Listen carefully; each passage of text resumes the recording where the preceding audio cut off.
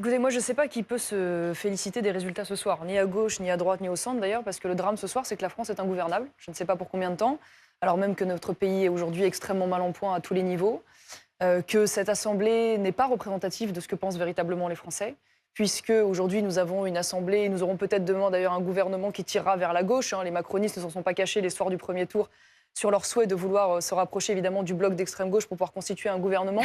Alors même, moi j'ai assisté à des échanges sur ce plateau même entre des macronistes et en effet des gens issus du nouveau Front populaire qui préparaient déjà les alliances de demain. Mais en tout cas, ce qu'il faut quand même retenir, c'est que cette Assemblée n'est pas représentative de ce que pensent les Français. Quand on interroge les Français sur des sondages d'opinion, sur la question de l'immigration, sur la question de l'insécurité, même sur les questions économiques, de l'assistanat, de la dette, des impôts, les Français sont très majoritairement à droite. Quand on a des scrutins proportionnels comme aux européennes, les Français sont majoritairement à droite. Quand on s'arrête évidemment au premier tour, qui est plus représentatif avant les bidouillages en effet auxquels nous avons assisté de partis et d'alliances contre nature, les Français sont très majoritairement à droite et ils vont être gouvernés à gauche et c'est évidemment un drame. Et donc moi je tire, pardonnez-moi, juste je conclue là-dessus, une leçon quand même de ce qui s'est passé. Parce qu'aujourd'hui, il y en a qui portent une immense responsabilité dans ce résultat.